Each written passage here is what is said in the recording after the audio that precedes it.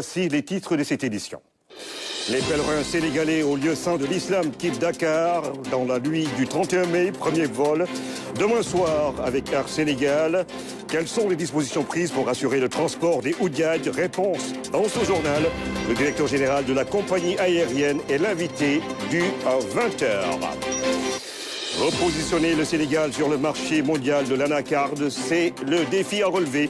Le ministre de l'Industrie et du Commerce clame fort les ambitions de l'État. Serigne Gueye Diop a rencontré les producteurs de Ziguinchor et les différents acteurs de la filière.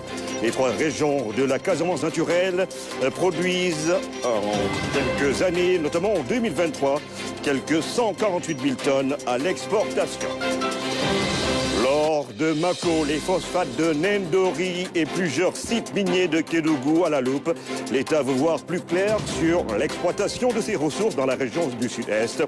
Le ministre Birame Souleye Diop était dans la zone. Le gouvernement a décidé de la gratuité du phosphate destiné aux producteurs cette année.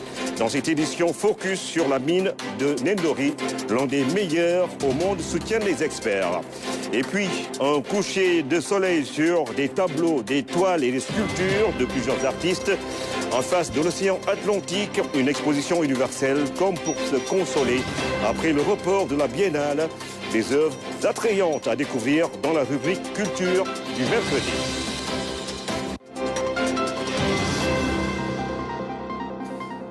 Bienvenue à tous, comme tous les mercredis, mesdames et messieurs, nous ouvrons ce journal avec la lecture du communiqué du Conseil des ministres qui s'est réuni au Palais de la République. Aram Ndao, bonsoir. Bonsoir Ibrahima, bonsoir. Le chef de l'État, son Excellence, M. Bassirou Diomaye Diakhar Faye, a présidé ce mercredi 29 mai 2024 la réunion hebdomadaire du Conseil des ministres au Palais de la République. À l'entame de sa communication, le chef de l'État est revenu sur le lancement des assises de la justice et sur la journée du dialogue national qu'il a présidé. Le chef de l'État a invité le gouvernement à considérer le dialogue comme méthode de travail préventive et efficace pour asseoir la paix, la stabilité sociale et l'appropriation par les populations des politiques publiques, gage de la relance économique.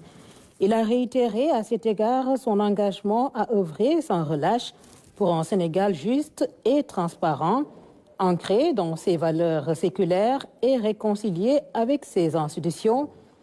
Le président de la République a ainsi indiqué qu'il attache particulièrement du prix au respect de la souveraineté du peuple sénégalais qui passe par la promotion d'une justice de référence exemplaire et irréprochable, exclusivement rendue au nom du peuple.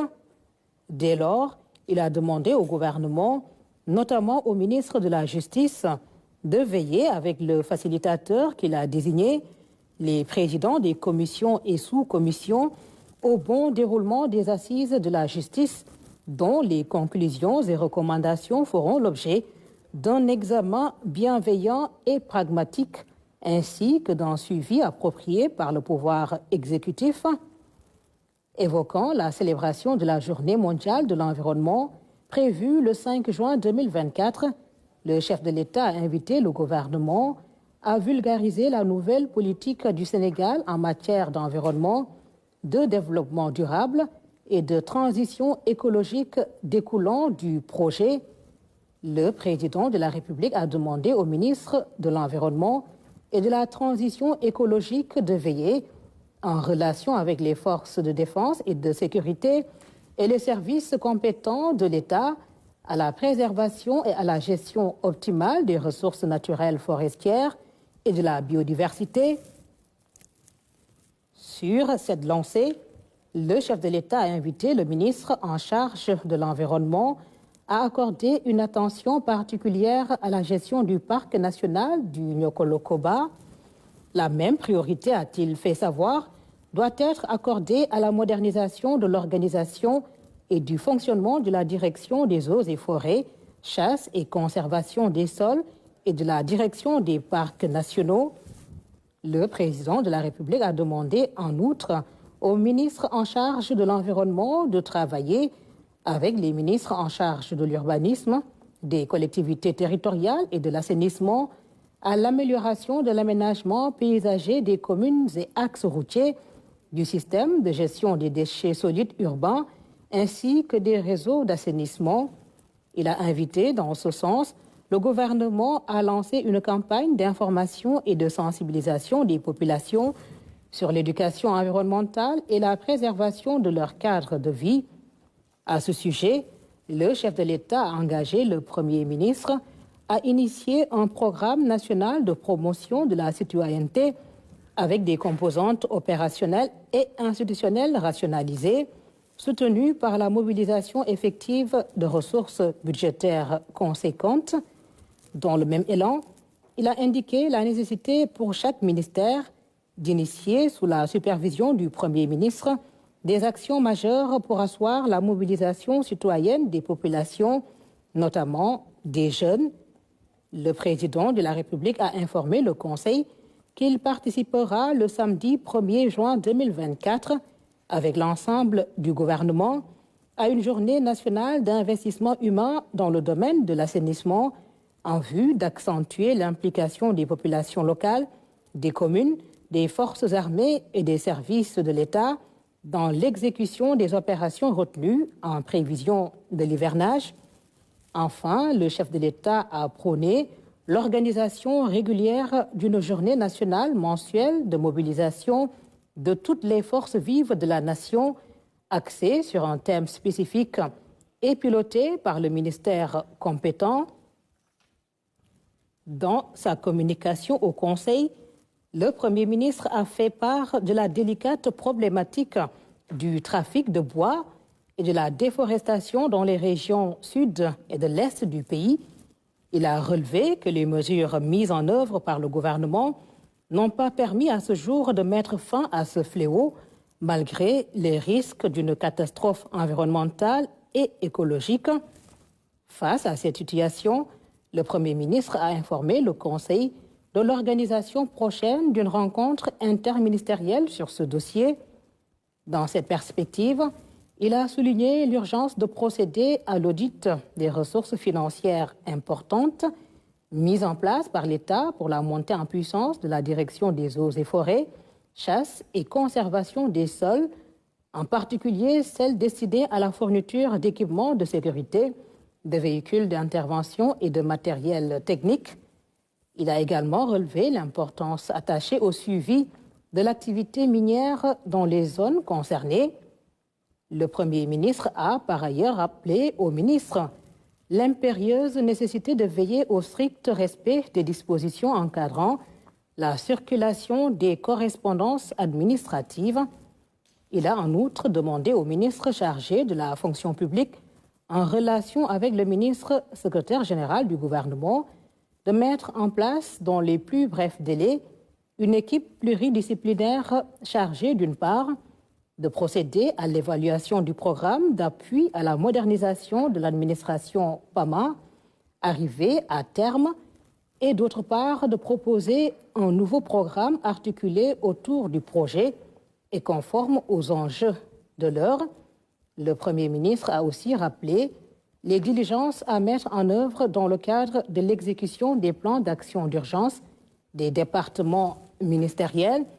Il a clos sa communication en réitérant l'importance à attacher par les ministres chargés des Affaires étrangères et des Transports aériens au suivi étroit de la mise en œuvre des décisions prises lors de la réunion interministérielle consacrée au prochain pèlerinage à la Mecque, en particulier concernant le transport aérien depuis Dakar. Et puis, les communications des ministres. Le ministre de l'Intégration africaine et des Affaires étrangères a fait le point sur la situation internationale. Le ministre de l'Hydraulique et de l'Assainissement a rendu compte de l'état de la préparation de la journée nationale de nettoiement et les actions de prévention des inondations. À présent, les mesures individuelles. Le président de la République a pris les décisions suivantes. Le contrôleur général, Mam Seydou Ndour, précédemment directeur de la police de l'air et des frontières est nommé, directeur général de la police nationale en remplacement de l'inspecteur général de police Seydou Bokar Yag, appelé à d'autres fonctions, Monsieur Aliou Sis, inspecteur de l'administration pénitentiaire précédemment, directeur général adjoint de l'administration pénitentiaire est nommé directeur général de l'administration pénitentiaire en remplacement du colonel Abdoulaye Diagne, appelé à d'autres fonctions, Monsieur Khalifa Ababakar Sarr, ingénieur en géomatique et spécialiste en gestion des déchets solides et assimilés, est nommé directeur général de la Société nationale de gestion des déchets Sonaged en remplacement de Monsieur Abouba, appelé à d'autres fonctions. Merci Aram Ndao. C'était la lecture du communiqué du Conseil des ministres qui s'est réuni ce mercredi au Palais de la République. Premier vol pour les pèlerins sénégalais au lieu saint de l'islam. Ce sera justement ce 31 mai dans la nuit. Demain soir donc, ces pèlerins seront encadrés et accompagnés, entre autres rituels, recommandations et autres attitudes à avoir. Une formation sur les différents aspects du pèlerinage. L'initiative est du groupement Kosapo Moubarak qui, à travers cet accompagnement, veut au succès total pour chacun des Oudiades Kaltomgay. C'est le dernier acte avant le départ, la distribution des kits de voyage. Les pèlerins sont accompagnés durant le processus, avant, pendant et après le Hajj, une formation pour les mettre déjà dans l'exaltation de la Mecque. On a terminé aujourd'hui avec des recommandations, surtout leur expliquer leur comportement à Arafat, leur comportement à la Mecque et les derniers jours du pèlerinage qui consiste de retourner à Mona et faire lancer les pierres comme les Djamarat. On les a tout expliqué. En plus, on les a expliqué comment ils doivent se préparer pour aller à l'aéroport, l'heure qu'ils doivent venir. On les a convoqués à 23h ici à la mosquée. Et tout ce qui, leur préparation, le nombre de bagages qu'ils doivent amener et leur comportement aussi, et à ne pas venir très tard. Aujourd'hui, c'était le jour où on devait leur rendre les documents. Je veux dire leur sac de voyage, et leur carnet de vaccination et tout ce qui englobe les préparatifs de voyage. Une formation, un accompagnement et des recommandations. Ces pèlerins sont assez outillés pour ce rituel qui est le 5e pilier de l'islam. La Mecque, c'est quelque chose d'important. C'est quelque chose qu'on doit faire avec deux choses. As-sabr wa sakina, qui veut dire la sérénité et la patience. Donc nous demandons à tous les pèlerins d'être patients et d'être sereins et d'écouter les recommandations des guides. Et ça va aller, Inch'Allah. C'est devenu un rendez-vous annuel. 2 mois avant le pèlerinage, les pèlerins sur la tutelle du groupement Kosapo Moubarak se retrouvent. L'objectif visé par les organisateurs est que chacun puisse bien accomplir cet acte de dévotion au lieu saint de l'islam. Justement, pour parler de ce pèlerinage, nous recevons sur ce plateau du 20h et l'âge Alioune Badarafal, directeur général de Air Sénégal. Bonsoir, monsieur le directeur général. Bonsoir, Ibrahim. Alors, premier Hajj pour Air Sénégal, la compagnie aérienne sénégalaise. Premier vol prévu le 31 mai à 4h du matin. Et justement, quelles sont les dispositions que vous avez d'ores et déjà prises ?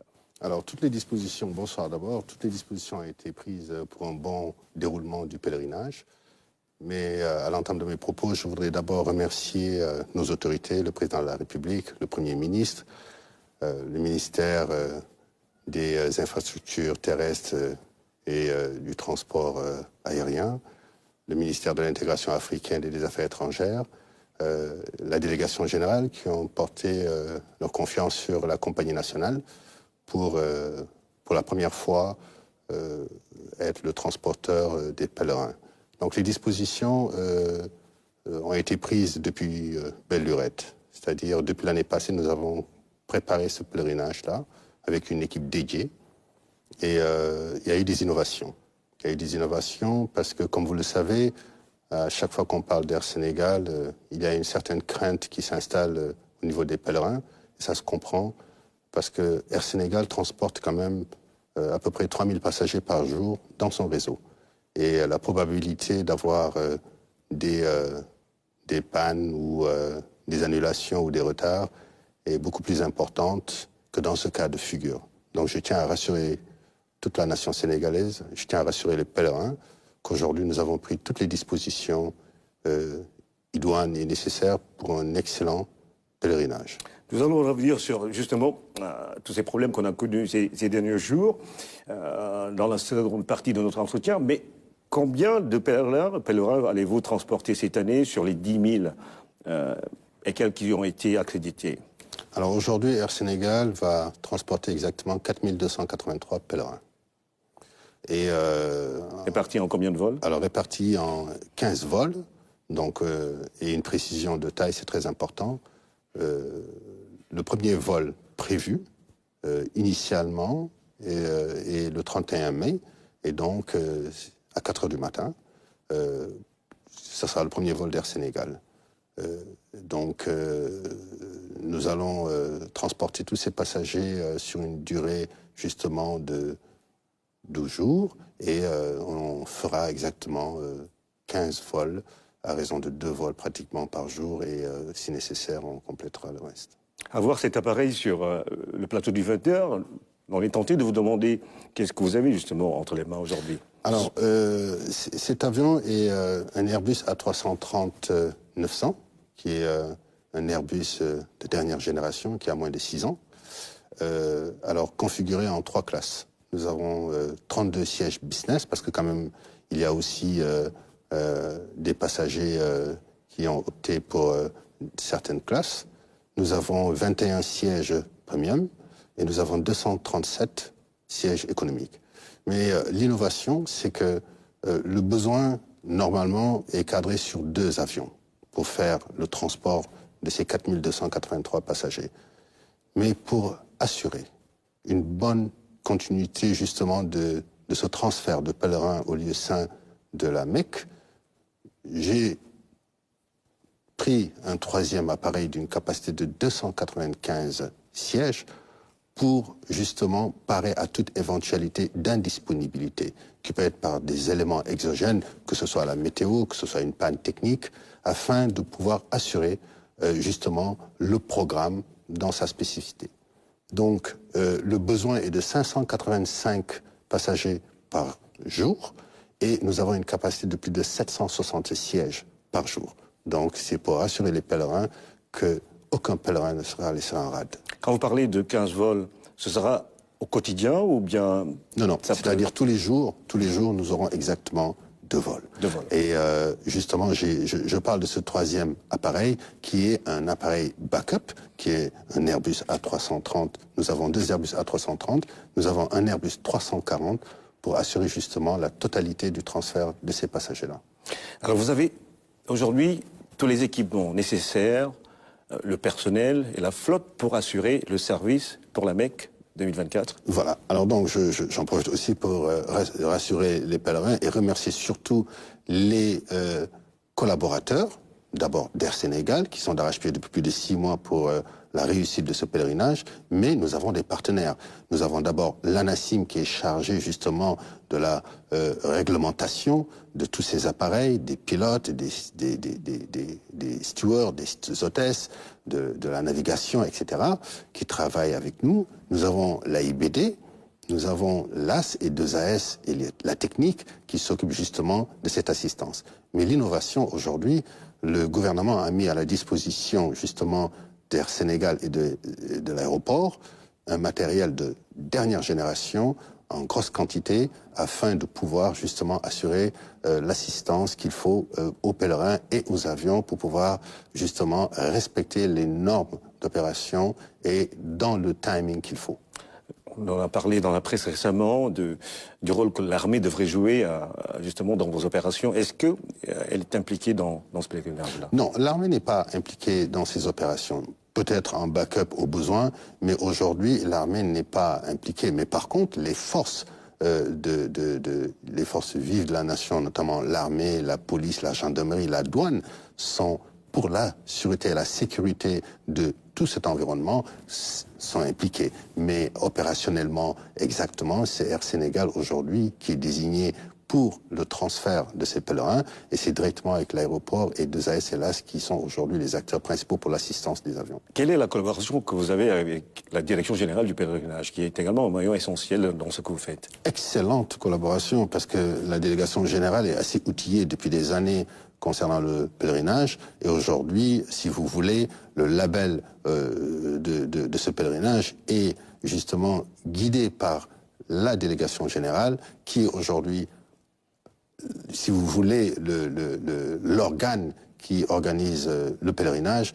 2024. Et donc, inévitablement, nous travaillons tous les jours avec la Délégation Générale, et grâce justement à ce travail minutieux que nous opérons depuis des mois, je peux vous affirmer que l'opération se produira vraiment dans de très bonnes conditions. Alors c'est votre premier pèlerinage pour une compagnie qui a 6 ans déjà.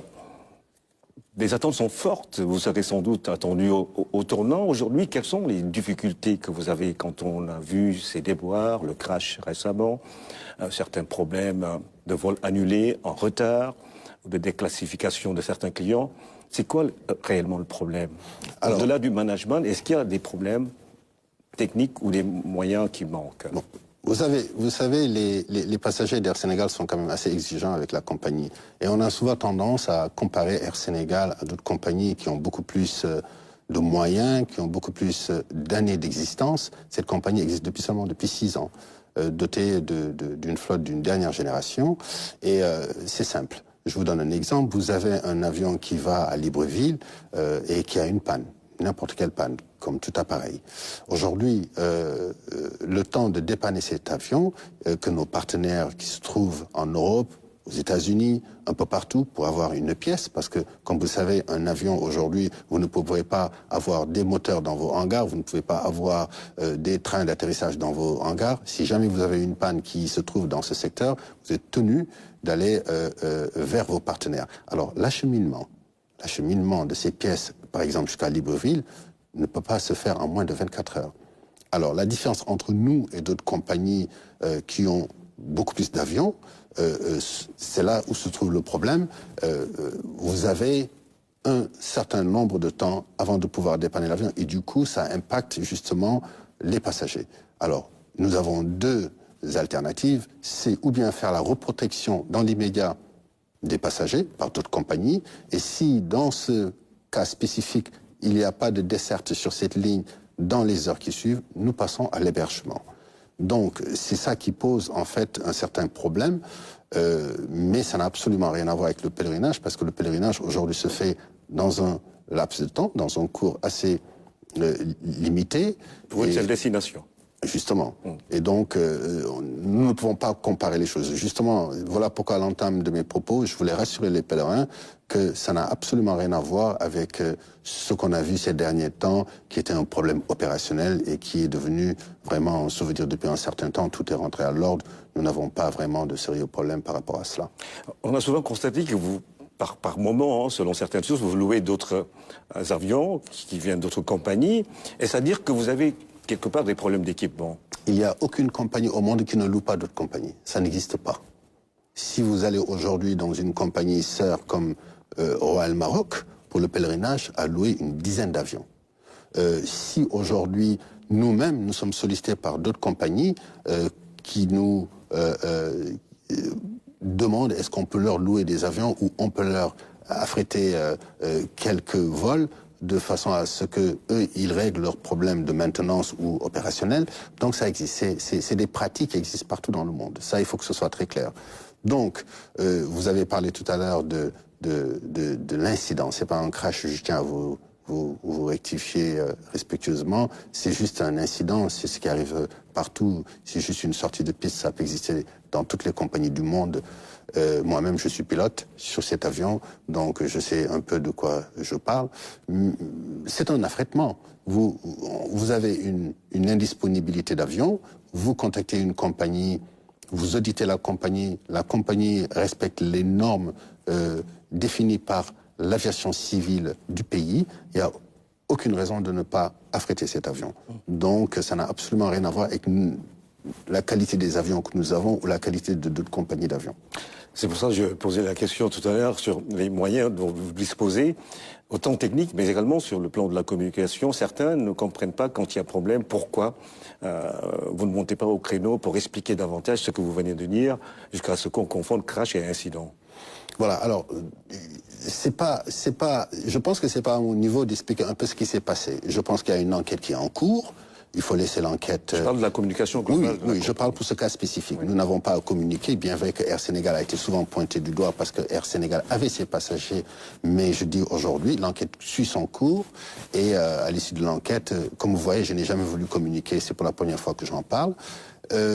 Par rapport aux dispositions que nous avons une flotte de 2 Airbus A330, nous avons 2 Airbus 321, nous avons 2 Airbus 319 et 2 ATR. Alors maintenant, il y a des éléments exogènes qui viennent se greffer aux opérations et à la maintenance, notamment des avions. Vous savez que les avions, périodiquement, vont en visite de maintenance. Et pendant cette période, si vous avez une seule panne ou une seule indisponibilité d'avion, ça se répercute sur le réseau. Maintenant, la communication, il est très difficile de satisfaire le passager.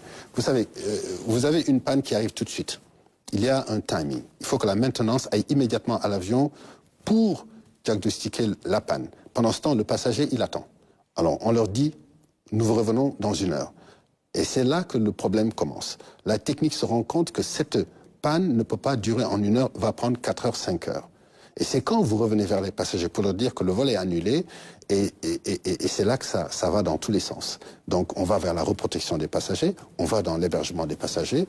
Bon, je pense que dans un avenir très proche, il y a un plan de relance que les nouvelles autorités ont mis en place, et je suis sûr et certain que dans un avenir très proche, nous serons dans des conditions optimales pour pouvoir justement faire face à ce type de problème de communication avec les passagers. Ça, je peux vous en rassurer. Et là, Jean-Luc Rafale, merci. Il ne nous reste qu'à souhaiter bon pèlerinage au Diag avec Air Sénégal. Merci beaucoup. Et en tout cas, pour terminer cette entrevue, je tiens à préciser une chose. Air Sénégal remplit toutes les conditions optimales pour un bon déroulement du pèlerinage. Nous demandons seulement aux pèlerins d'être à l'heure, justement, à la convocation, de prendre en compte ces embouteillages que nous avons pour sortir de Dakar. Donc, vraiment, on a pris justement le soin de les convoquer à temps. Et mon objectif, c'est de ne pas partir à l'heure, c'est de partir 1 heure avant l'heure. Merci. Monsieur le directeur général de Air Sénégal, premier vol donc pour les pèlerins au lieu saint de l'islam. Ce sera demain soir. Vous avez sans doute suivi hier le dialogue national ouvert qui est une étape importante vers les assises de la justice. Celles-ci seront convoquées après réception du rapport par le chef de l'État. Précision de Maître Abdoulaye Tine, avocat, membre du comité scientifique. Il est l'invité du magazine Le Point ce soir. Là, on est à la phase vraiment de réflexion stratégique, technique. Maintenant, pour répondre à votre question et faire la démarcation, on a fixé une date, c'est-à-dire le rapport général de tous ces travaux doit être finalisé avant le 17 juin. Et après le 17 juin, il est prévu que le rapporteur, le facilitateur, les présidents de commission et de sous-commission et leurs rapporteurs respectifs soient reçus par le président de la République pour une remise officielle des résultats qui sont attendus. Alors, sur la base de cela maintenant, il y aura aussi, parmi ce qu'on va préconiser, une feuille de route pour être dans une approche pragmatique comme l'a souhaité le président de la République. Il a invité au pragmatisme dans l'action. Et à partir de là, une fois que le président aura tout ça en main, il va convoquer les assises de la justice. Donc les assises n'ont pas encore démarré. Les assises de la justice après la remise des rapports qu'il a annoncé lors de son discours à la nation. Et ça fera appel aux forces vives maintenant. Alors là, ce sera un format beaucoup plus large, parce que là, c'est vraiment un cadran, un cadrage plutôt, qui consistait à s'appuyer sur l'existant, à l'identifier, donc à quantifier, parce qu'on a des règles qui sont bonnes et qui ne sont pas appliquées, à déterminer les imperfections, à les identifier, les pointer du doigt et peut-être préconiser des améliorations. Donc dans cette perspective, on ne pouvait pas être dans la délibération. Par contre, la justice n'est pas une question que de techniciens du droit. C'est pour ça qu'il y a la distinction entre le dialogue, mais qui est très technique sur une thématique de réforme, qui vont suivre après. Et les affaires qui vont être beaucoup plus ouvertes, populaires à la limite, pour que les justiciables, que les Sénégalais puissent en tout cas co-construire collectivement quelle justice ils veulent. D'accord. Merci beaucoup. Point à suivre sur le dialogue national et les réformes, notamment la modernisation de la justice avec Maître Abdoulaye Tine, membre du comité scientifique, à suivre après cette édition. Nous parlons du retour de parquet, une pratique de plus en plus fréquente au Sénégal. De quoi s'agit-il? Est-ce une disposition de la loi? Éclairage dans ce reportage de Louise Bizza. L'actualité judiciaire fait souvent les choux gras de la presse. Le retour de parquet est devenu pour le citoyen lambda une pratique de justice très courante au Sénégal. C'est une notion qui est inconnue des facultés de droit. Vous taperez sur Google, vous ne verrez pas de définition. Vous prenez un lexique de termes juridiques, vous ne verrez pas de définition. Ce n'est pas une notion prévue par la loi, il faut quand même d'ores et déjà vous le dire. C'est une mise en disposition, en fait, d'une personne déférée devant le procureur. Ce dernier, peut-être n'étant pas dans les dispositions pour l'entendre le même jour, au moment du déferment de la personne. Donc, cette dite personne est retournée à un commissariat ou à une brigade pour être représentée devant le procureur le lendemain. Dans cet imbroglio, il n'est pas souvent facile de comprendre ce qu'est le retour de parquet. C'est une mesure privative de liberté, quoi qu'on dise. Parce que la liberté d'aller et de venir de la personne, quand même, est restreinte. Parce que dans une brigade, dans un commissariat, pratiquement, soit le procureur n'est pas dans les dispositions pour entendre, soit il saisit un juge d'instruction. Entre maintenant la saisine de ce juge et l'inculpation de la personne, il peut se passer plusieurs jours. Le retour de parquet ne doit pas excéder 24 heures. Ça peut se comprendre dans certains cas, même si on estime que c'est abusif, dans d'autres cas. Et c'est vrai, parce qu'on ne peut pas subir un retour de parquet de 8 jours, 10 jours. C'est illégal, c'est abusif. Et la personne est très fatiguée, de sorte que parfois, il y a des détenus qui vous disent que moi, je préfère la prison au retour de parquet. Le parquet est l'ensemble des services dirigés par le procureur de la République. Pour certains auxiliaires de justice, le retour de parquet doit être encadré par des textes. C'est pénible, c'est contraire aux droits humains, c'est abusif et c'est des excès qui doivent arrêter. Je pense que les nouvelles autorités ont conscience de ce problème, moi je dirais même de ce fléau. Parce qu'on a encadré la garde à vue, on a posé des règles et il y a une pratique qui non seulement porte atteinte aux droits des personnes concernées, mais moi je dis que ça annule tout ce qui a été réglementé avant cette phase-là. Nous avons peut-être des problèmes, il y en a, il faut le reconnaître, mais à nous de les solutionner. Il peut m'arriver, moi, d'appliquer une loi alors que je ne suis pas d'accord avec son contenu. Parce que je ne légifère pas. Le juge n'est pas un législateur. Il applique la loi. En tout état de cause, lorsqu'un crime est découvert, le juge d'instruction continue l'enquête. À la fin, il choisit soit un non-lieu, soit il transmet le dossier au juge du siège chargé de trancher l'affaire. Le retour de parquet est une action judiciaire souvent utilisée par le procureur en cours d'instruction. Décrié par certains acteurs, il demeure tout de même, selon le ministre de la Justice, garde des Sceaux, nécessaire pour un règlement à l'amiable. Nous l'écoutons. Vous avez évoqué tout à l'heure le problème des retours de parquet. Certains vous diront que le retour de parquet n'est pas légal, dans la mesure où ça ne résulte pas d'un texte précis. Mais l'ensemble des textes qui gouvernent l'action du parquet, l'ensemble de ces textes sont conçus d'une façon telle que, évidemment, on est obligé d'y avoir recours et parfois même à la demande. Lorsqu'une personne est déférée devant le procureur de la République, le procureur de la République décide d'ouvrir une information, il est tenu de demander au président du tribunal la désignation d'un cabinet d'instruction. Et avant que le président ne puisse lui faire retour avec ses observations qu'il ne lit pas cependant le procureur de la République, mais il peut se dérouler un certain temps. Et le procureur est obligé, parfois, de faire un retour de parquet, c'est-à-dire de mettre les personnes mises en cause et déférées devant lui à la disposition d'un officier de police judiciaire, c'est-à-dire ordre est donné à un officier de police judiciaire de conduire à une date et à une heure fixée par le procureur de la République devant lui. Bon, de la même façon, pourquoi je vous disais qu'un avocat est susceptible justement d'être demandeur ou d'être à l'origine de ce retour de parquet, il peut même demander qu'on lui accorde un retour de parquet, surtout quand il opte pour ce qu'on appelle la médiation pénale. Et là, souvent, certains avocats qui fustigent ce principe, ce sont eux qui sont à l'origine des demandes qui aboutissent à ce retour de parquet.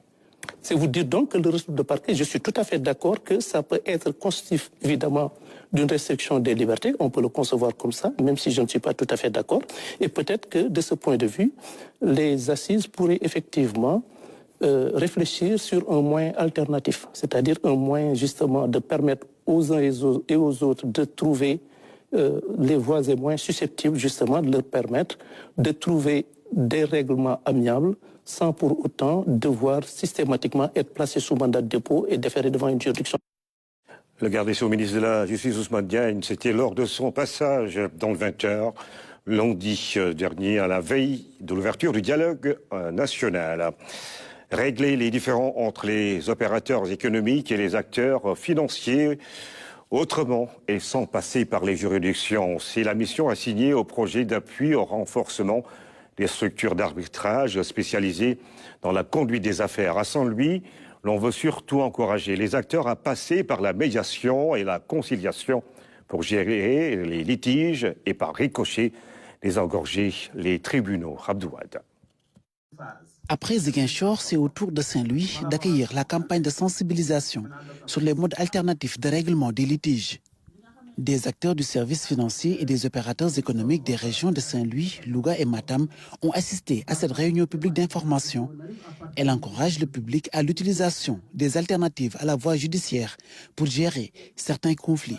Ça veut dire que les opérateurs économiques ont le choix entre porter leurs différends commerciaux donc devant les juridictions étatiques.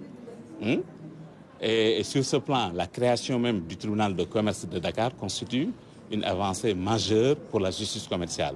Ou alors recourir à l'arbitrage, à la médiation et à la conciliation. Pour promouvoir l'arbitrage, la médiation ou la conciliation, des structures spécialisées sont mises en place, comme les maisons de justice, le tribunal de commerce de Dakar ou encore l'Observatoire de la qualité des services financiers, créé en 2009. Elles fournissent une aide juridique aux différentes parties afin de parvenir à un accord. Au Sénégal, les usagers ont encore du mal à se familiariser avec de tels dispositifs. Il faut aussi signaler le rôle important que jouent des institutions comme l'OQCF et les maisons de justice, qui quand même constituent des sortes de filtres, parce qu'à travers eux, un nombre important de contentieux sont réglés à leur niveau. Mais les autorités vont dire ça avec les mots justes, qu'aujourd'hui, il est même demandé, même dans les tribunaux, de passer d'abord à une médiation-conciliation avant d'aller vers vraiment le jugement. Bon, donc je pense qu'il y a beaucoup de choses qui se font, mais ça demande à intensifier les caravanes de sensibilisation, ça demande à intensifier la communication. Les modes de règlement alternatifs offrent plusieurs avantages, notamment une économie de temps considérable par rapport à la procédure judiciaire. En termes de temps, la conciliation au niveau du tribunal de commerce, au grand maximum, peut prendre 1 mois. Et vous aurez une décision qui sera homologuée par la Chambre et qui aura toute la force exécutoire qui s'y est. Si les partis optent pour les modes alternatifs, mais ça permet aussi aux partis de conserver leurs relations. Donc, parce qu'au tribunal, s'il y a une décision, ça peut même créer une séparation des partis, alors que si les partis ont trouvé eux-mêmes leur propre solution à leurs difficultés ou à leurs contentieux, avec l'intermédiaire d'un tiers médiateur ou conciliateur, les partis peuvent même continuer à entretenir leurs relations. Face à la saturation et à la lenteur des tribunaux, ces alternatives à la justice proposent des solutions flexibles et mieux adaptées pour résoudre les conflits. Ndori, Mako et leurs ressources naturelles. Nous sommes sur un autre chantier, or ou phosphate. L'État veut faire la lumière sur l'exploitation de ces minerais par des sociétés ou entreprises privées. 5 ministres se sont rendus sur le site pour évaluer l'impact des différentes activités sur les populations et l'économie nationale. Tête de file de la délégation gouvernementale, le ministre des Énergies, du Pétrole et des Mines. La synthèse de Tidjane Sissé. Aéroport régional de Kédougou, les ministres des Mines, des Forces armées, de l'Environnement, de l'Éducation et du Travail viennent de fouler le sol de Kédougou. Ils sont accueillis par les autorités locales et administratives avant de prendre la direction de Moussala, localité située à la frontière malienne où il y a plusieurs sites d'orpaillage aux alentours du fleuve Falémé. Dégradation de la végétation, de l'environnement, de l'écosystème, disparition du tapis herbacé. Ici, la délégation ministérielle a constaté de visu les conséquences négatives de l'exploitation de l'or sur la Falémé, mais également sur les populations locales. Après Sansamba, les ministres ont pris la direction de Mako où est implantée la société minière PMC, Petrol Mining Company. Sur place, entretien avec les autorités, rencontre avec les employés, visite des installations de la mine. Jusqu'à tard dans la nuit, la délégation ministérielle a cherché à comprendre comment et dans quelles conditions est produit l'or dans ces installations.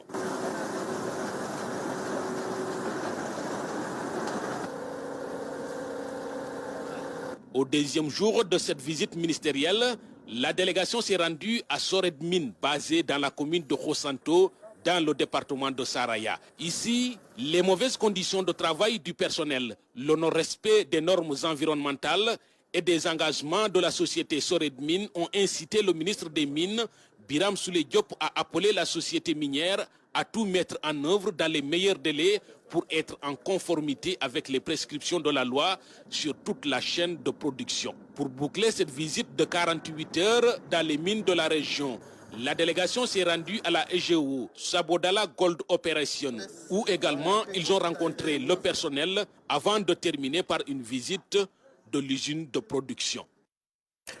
Ce sont, indiquent les experts, l'un des meilleurs phosphates du monde. Nous sommes à Ndori, justement, où se trouvent ces richesses naturelles dans la région de Matam. Rien qu'en 2022, ce sont plus de 550 000 tonnes de ce minerai qui ont été exploités selon le rapport de l'ITIE sans que les producteurs ne voient sa couleur. Comment rétablir tout cela et mieux le valoriser? Ibrahima Pabidjedjou s'est intéressé au sujet.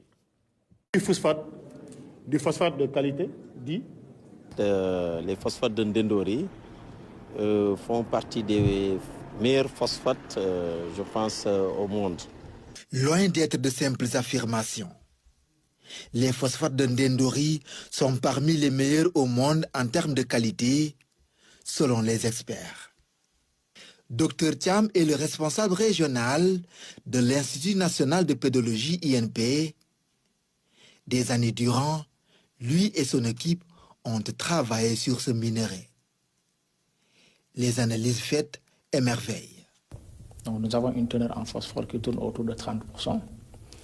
Mais c'est un phosphate également qui a une bonne solubilité, donc au niveau des sols, une solubilité formique qui est assez élevée, donc qui tourne autour de 70 à 72%. Mais également c'est un phosphate qui a une teneur élevée en calcium. Mais également cette qualité se témoigne également par la très faible teneur en métaux lourds. Et tout cela réuni fait que donc, nous avons un phosphate qui est de très bonne qualité. Sur le terrain, les tests réalisés ont aussi confirmé ces thèses. Vers les années 2018, il y avait une distribution nationale qui a été réalisée donc sur tout le territoire national.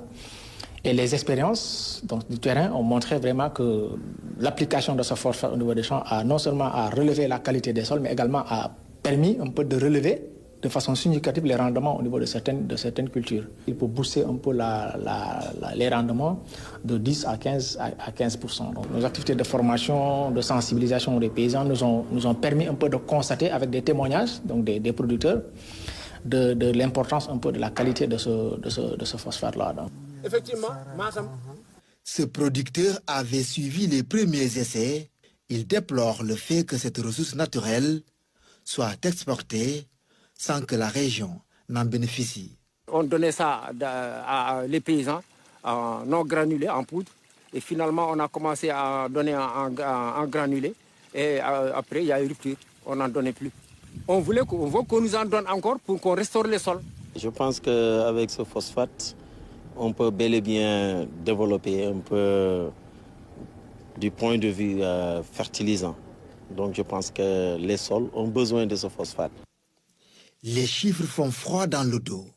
Selon le dernier rapport de l'ITIE, environ 550 000 tonnes de phosphate ont été produites par la SOMIVA rien qu'en 2022. J'avais proposé que si on prenait ne serait-ce que 1% de cette quantité-là, ça pourrait aider quand même la région. Parce qu'il faut aussi rappeler que la dose à l'hectare, c'est 400 kg à l'hectare tous les 4 ans.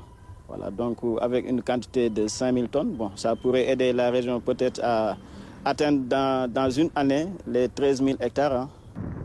Interpellé sur la question et sur la nécessité d'un plan de transformation locale du produit, le directeur général de la SOMIVA n'a pas écarté l'éventualité. Tout le monde est d'accord aujourd'hui qu'il faut en examiner les conditions d'amélioration dans le sens d'avoir une meilleure transformation locale du produit. Et que les parties puissent s'asseoir ensemble pour examiner la faisabilité. Le phosphate qui est exploité ici, qui est transporté, donc c'est un phosphate qui va être transformé et retourné sous forme d'engrais et retourné également au niveau de notre pays. Donc je pense qu'il est extrêmement important de développer ici, au niveau donc de Matam, des structures qui vont permettre de transformer ce phosphate-là. Mais non seulement que ça va nous permettre d'avoir la disponibilité d'intrants extrêmement importante pour notre agriculture, mais également il y a des dérivés qui peuvent sortir tout simplement de ça, mais également c'est une niche un peu d'emploi pour les jeunes de la localité. En visite dans le site, le ministre des Mines de donner un premier avis sur la question. Moi, il pousse une préoccupation sur la transformation. La transformation de ce phosphate demeure une préoccupation partagée.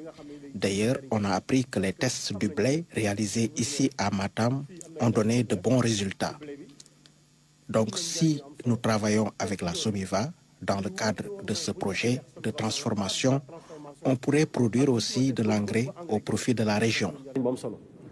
À Matam, les acteurs applaudissent la mesure de l'État sur la gratuité du phosphate.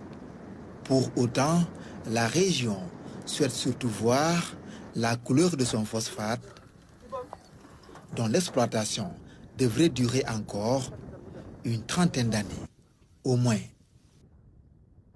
Bientôt la fin du calvaire pour les producteurs rizicoles de Mbouldom dans la vallée du fleuve Sénégal. Le PUDC y construit une piste de production de 23 km. Les travaux sont en cours avec un rythme d'exécution satisfaisant. Une réalisation vivement saluée par des populations qui faisaient face à d'énormes difficultés de mobilité. Babouna Diaw. À perte de vue des périmètres parcourus dans tous les sens par des canaux d'irrigation dynamiques. Nous sommes dans les casiers rizicoles de Mbouldom, dans la vallée du fleuve Sénégal.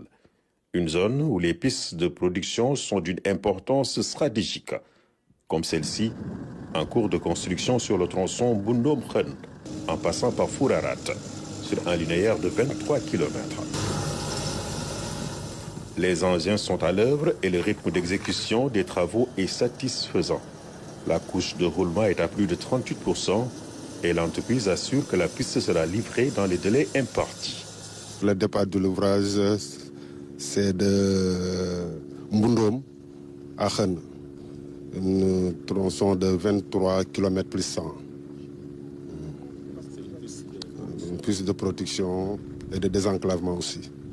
Satisfaisant au point que nous sommes à 100% des terrassements généraux, à 30% de la couche de roulement Et en voyant ce rythme de travail-là, franchement, bon, on sera dans les délais. Pour le moment, les travaux avancent très bien.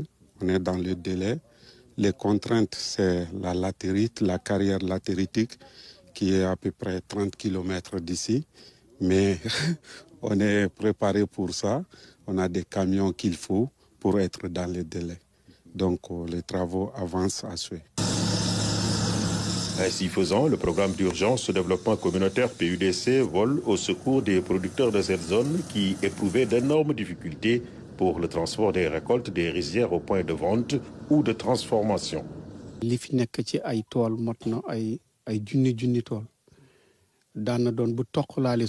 faut savoir que c'est une zone agricole où il y a beaucoup de périmètres et nous avions des difficultés par rapport aux pertes.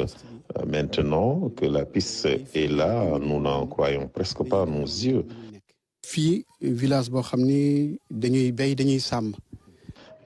il faut savoir également que c'est une zone où il y a de l'élevage.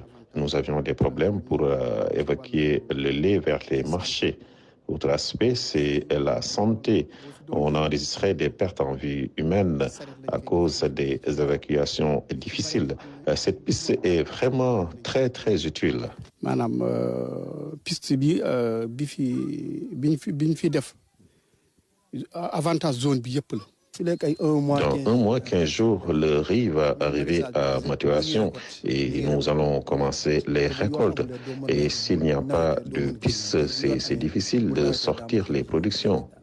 Cette piste est donc la bienvenue pour les producteurs de la vallée du fleuve en attendant pleinement engagés dans la campagne de contre-saison chaude, mais aussi pleinement engagés dans un combat où il faudra faire beaucoup de bruit pour faire peur à des envahisseurs voraces, les oiseaux granivores.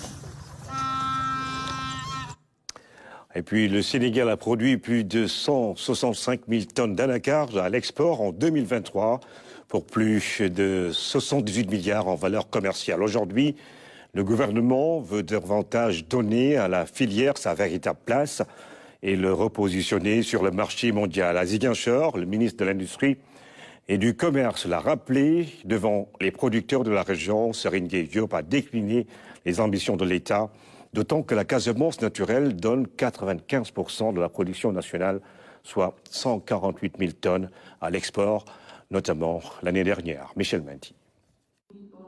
Devant le ministre de l'Industrie et du Commerce, les acteurs de l'anacarde ont étalé leurs préoccupations pour la bonne marche de la filière. Une filière dominée aujourd'hui par des activités d'exportation de noix brutes avec des recettes avoisinant la centaine de milliards de francs CFA chaque année. Elle porte des milliers d'emplois dans les différents maillons, mais les ambitions du gouvernement sont beaucoup plus grandes. À travers notre projet pour un Sénégal souverain, juste et prospère, et plus particulièrement dans le plan d'accélération industrielle du Sénégal, le PAIS, nous comptons dans les années à venir repositionner le Sénégal sur le marché mondial de l'anacarde, non plus en tant que pourvoyeur de noix brutes sans valeur ajoutée, mais plutôt de produits d'anacarde valorisés, de produits dérivés à haute valeur ajoutée. Les objectifs sont clairs, booster la production et la transformation pour plus de valeur ajoutée et d'emplois créés. Pour ce faire, l'État a mis en place de grands projets, l'Agropole Sud et le projet d'appui à la compétitivité de la filière de l'anacarde sénégalais, le PACAS. 2 instruments pour accompagner les acteurs. Le PACAS a mis à la disposition des acteurs de l'interprofession cajou du Sénégal, ICAS, divers outils et équipements de renforcement et de promotion de la valorisation de l'anacarde au titre de l'année 2023. Nous allons multiplier par 5 les appuis et les moyens de l'ICAS pour aller beaucoup plus loin dans la transformation, pour porter ce niveau de 3% à 10% d'abord, et puis à 50% dans les 5 années à venir.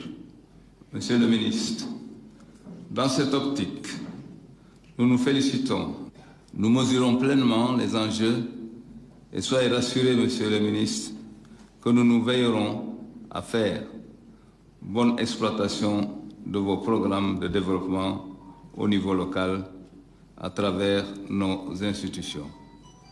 Lors des échanges, le ministre a annoncé l'expérimentation de 3 nouvelles cultures, le café, la cola et le cacao dans la zone naturelle de la Casamance, Après le CRT, le docteur Serigne Gueye Diop a ensuite visité une unité de transformation à la zone industrielle de Ziguinchor, une unité d'une capacité de production de 2400 tonnes par an qui emploie 130 personnes en temps plein. Aujourd'hui, elle peine à démarrer ses activités faute de matières premières et à cause des pertes enregistrées lors de la campagne précédente. L'année dernière, nous avons perdu 140 millions sur la matière première parce que nous avons eu à se ravitailler et soudainement le prix sur le marché international a chuté, ce qui nous a valu 140 millions de pertes sèches que nous n'avons pas recouvert jusqu'à présent. Donc nous n'avons même pas commencé la campagne pour nous pendant que les noix sont en train de sortir à l'exportation. Le ministre et sa délégation ont aussi visité le marché Tilène de Ziguinchor qui est en cours de construction. Les travaux sont presque achevés, il ne reste que quelques détails et la voirie. À terme, c'est une infrastructure de 400 cantines qui sera livrée. Le Sénégal qui exporte son anacarde précisément dans des pays comme l'Inde et le Vietnam. Et en marge de cette rencontre avec les acteurs de la filière anacarde, à Ziguinchor, le ministre du Commerce a visité le chantier de l'Agropole Sud. Devant les lenteurs notées dans l'évolution du chantier, Serigne Gueye Diop tape du poing sur la table et presse l'entreprise à achever les travaux. J'ai demandé au directeur que j'aimerais bien, à la fin du mois d'octobre, de revenir ici avec le président de la République et le Premier ministre pour inaugurer cet agropole. Parce que nous avons besoin, la Casamance ne peut plus attendre, nous avons besoin de créer de la valeur, nous avons besoin de créer des débouchés pour les agriculteurs, les producteurs de mangue, les producteurs également d'anacarde. Et je peux vous dire que cet agropole va maintenant aller très loin et très vite, on va l'inaugurer. Le ministère de la Microfinance et de l'économie sociale et solidaire élargit le processus d'agrément aux acteurs de l'économie sociale et solidaire. Une remise a été effectuée conformément à la loi d'orientation et elle vise à permettre aux acteurs agréés de bénéficier des dispositifs d'accompagnement du département. Lamine Fall et Abibou Mbaye. Une rencontre pour matérialiser l'économie sociale et solidaire avec celles et ceux qui la font, qui la pratiquent. Des organisations ou entreprises ayant en partage une vision sociale du bien-être honorée par la tutelle. On a donné aujourd'hui 49 qui s'ajoutent aux 3 que notre prédécesseur avait réalisé. Donc on a réalisé aujourd'hui 49 agréments, ce qui fait un total de 52 agréments. 52 agréments attribués à des acteurs de l'économie sociale et solidaire, dont le mérite est de remplir l'ensemble des critères constitutifs. Il y a d'abord la dimension production solidaire. Il y a également la dimension juridique, notamment les différents aspects qui vont dans le sens d'une institutionnalisation d'une gestion participative et démocratique. Vous avez une organisation d'économie sociale solidaire, c'est une organisation démocratique. Mais également, il y a les critères de mutualisation, il y a également le critère d'utilité publique, d'utilité sociale. Des agréments qui revêtent une importance capitale pour l'autorité. Ça nous permet de pouvoir les suivre d'abord, de pouvoir les appuyer également, mais de pouvoir les encadrer et surtout de leur faciliter les moyens de production. Ces autorisations traduisent la reconnaissance officielle par l'État de l'engagement de ces associations dans la promotion d'une économie sociale et solidaire.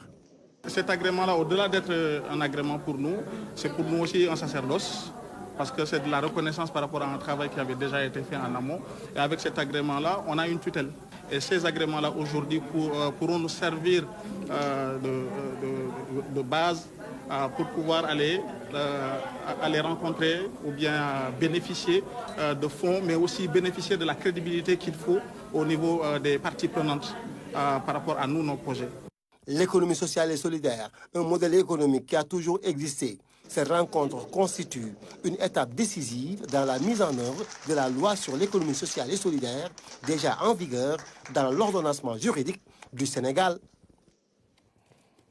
Sur la corniche ouest de Dakar, en face de l'océan Atlantique, une vingtaine d'artistes professionnels d'Afrique et du monde exposent de magnifiques œuvres d'art, toiles, sculptures, photographies, céramiques.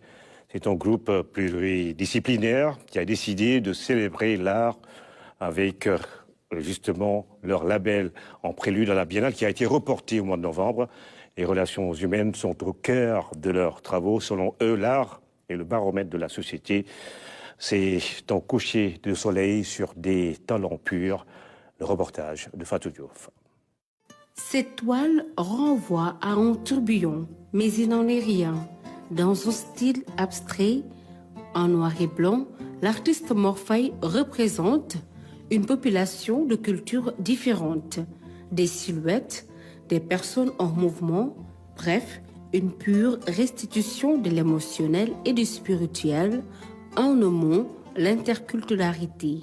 Pour que le monde soit harmonieux, pour qu'il y ait une intégration, pour qu'il y ait un équilibre social, il faut une interculturalité. Parce que chaque personne a sa propre culture. Et pour moi, toutes les cultures se valent. Il n'y a pas une culture qui est supérieure à l'autre. Des toiles aux sculptures, chaque œuvre raconte une histoire. Banda traduisait le lien. Cette œuvre de l'artiste ivoirienne So s'interroge sur les liens entre les êtres humains. J'ai choisi des liens en aluminium qui sont des liens de métal recyclé, en fait. Je travaille toujours avec des matériaux recyclés et ces liens que vous allez voir symbolisent donc vraiment tout ce qui nous lie, que nous sommes nous-mêmes faits complètement de liens. Donc tout est lié de façon intrinsèque et ça parle de nous, êtres humains. Venu du Nigeria, Michael, lui, nous parle de la vie des soldats. Soldier Go, Soldier Come, un hommage à ces valeureux hommes de son pays natal. Soldier Go, Soldier Come. You know, that means Soldier goes, soldier come signifie que les militaires s'en vont tandis que d'autres viennent. J'ai fait ces tableaux pour mettre en valeur le travail des militaires qui se sacrifient dans les champs de bataille. La plupart d'entre eux y perdent la vie et ils sont souvent mal payés. J'ai dédié ces tableaux à ceux qui consentent des sacrifices personnels pour leur pays.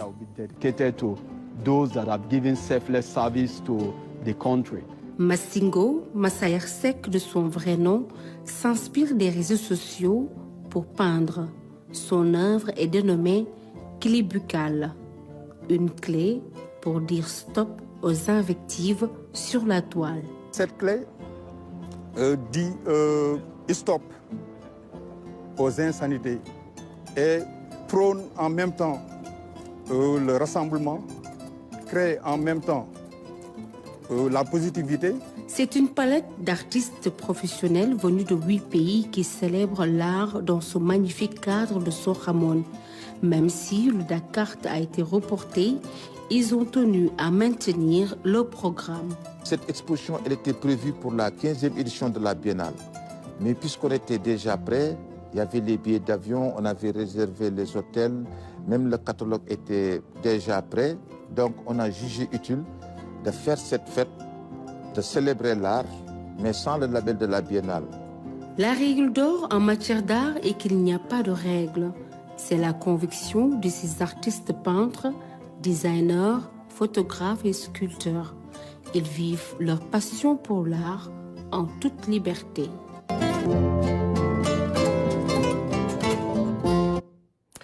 Les artistes qui viennent d'Europe, d'Amérique et d'Afrique pour une palette d'œuvres à voir en face de l'océan Atlantique avec ce beau coucher de soleil. Je rappelle, une partie de ces œuvres sera exposée à la Biennale prévue au mois de novembre prochain. C'est la fin de cette édition, mesdames et messieurs. Merci encore une fois de suivre l'actualité tous les jours sur la première chaîne de télévision sénégalaise. Nous allons nous quitter avec une dernière image.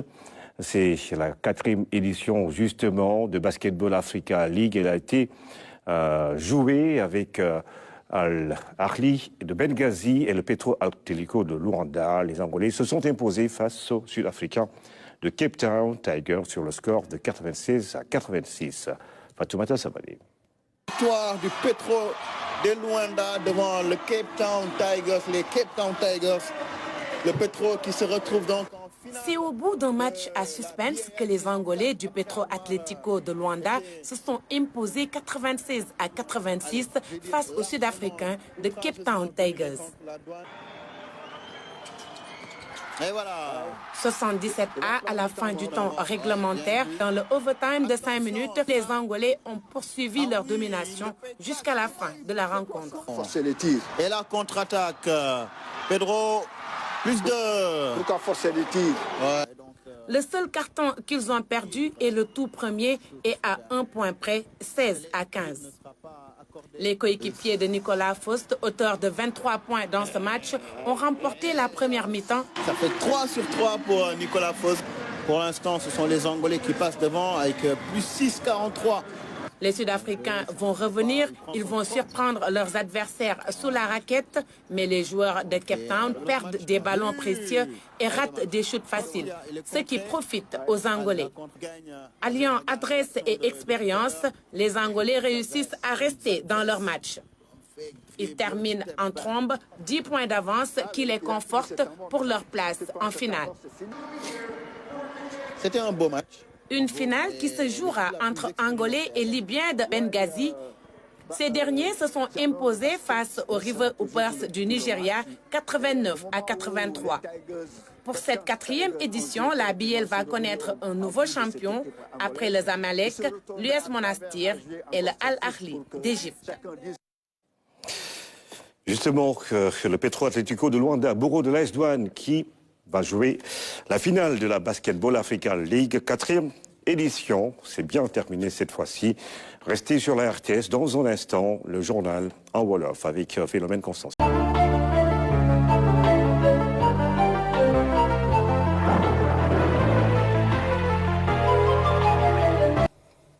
Mesdames, Messieurs, bonsoir et bienvenue. C'est un plaisir de vous retrouver pour votre bulletin météo de ce soir.